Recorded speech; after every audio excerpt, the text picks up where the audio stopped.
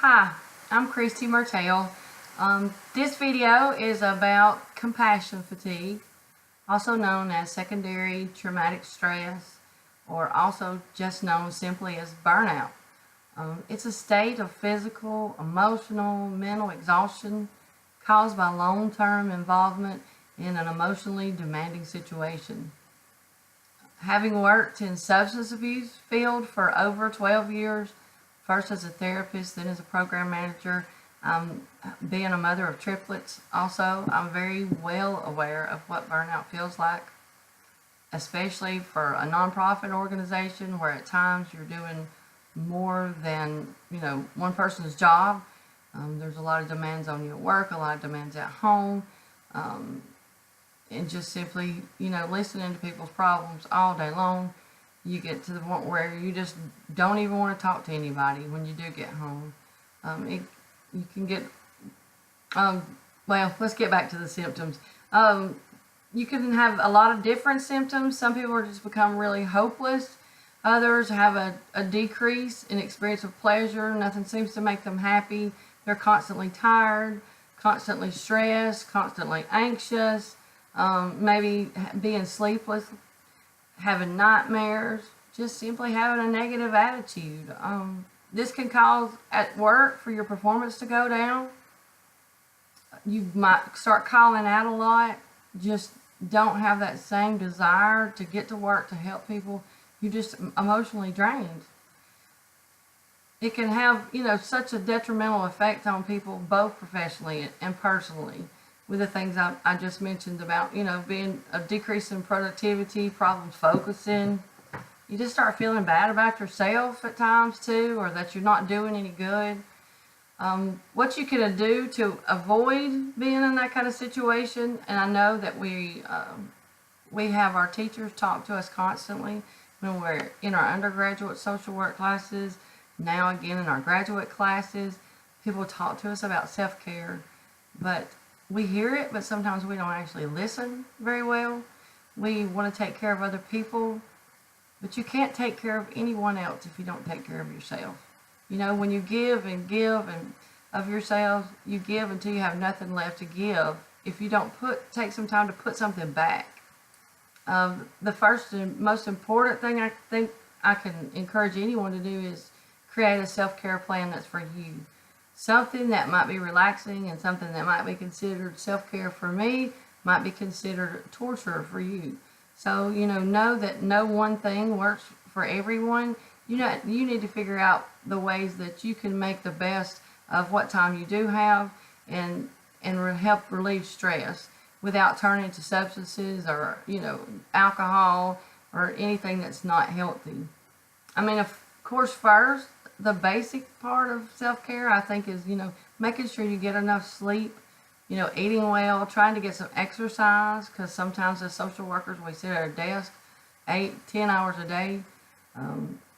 And so, it's not healthy for us to sit that much. I know right now it's probably a challenge for a lot of us, as we're sitting at work and sitting with classes and, sitting with our field placement. I feel like I sit at my field placement during the day and come home at night and sit and try to do homework, and it's not a healthy thing for us.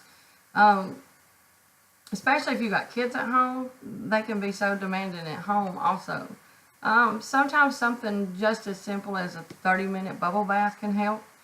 A lot of us have ways that we de-escalate on our way home from work.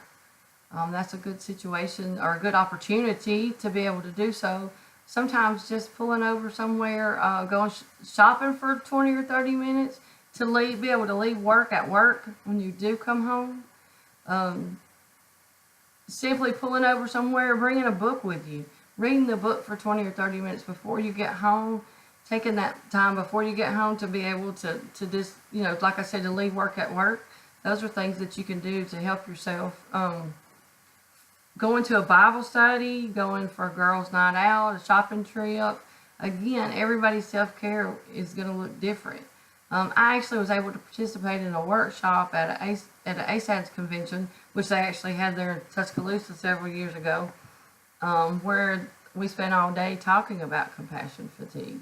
We talked about ways when you're at your desk, setting a reminder every couple of hours to do a deep breathing exercise that she had taught us.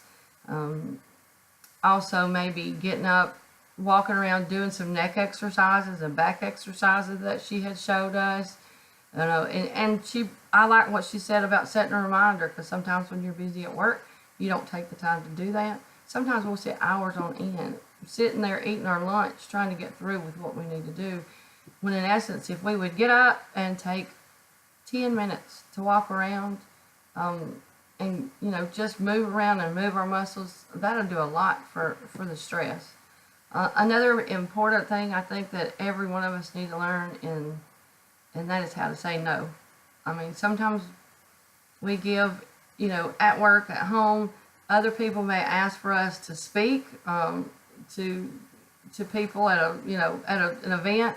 I've been asked to do those kind of things. I've been asked to, of course, help every friend that I have when they have someone that has a drug addiction. They automatically call me. They want me to help. Sometimes they call me in situations to help when people are high or drinking, and I tell them, it's not going to do any good to try to talk to them then.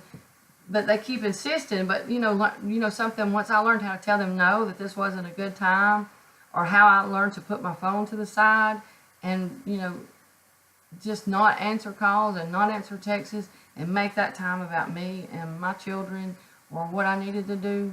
It's okay to do those kind of things, and it's okay to tell someone no if it's something that you really can't do.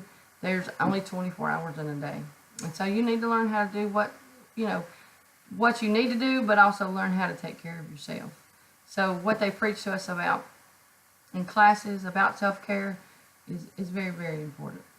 So I hope all of us will learn from that and learn to take care of ourselves, make ourselves a plan, and stick to it. Do something every week, every day, to help yourself feel better, so that you can be as productive as you can. And again, you can't help somebody if you're tired, exhausted, burned out. You need to be able to take care of yourself first.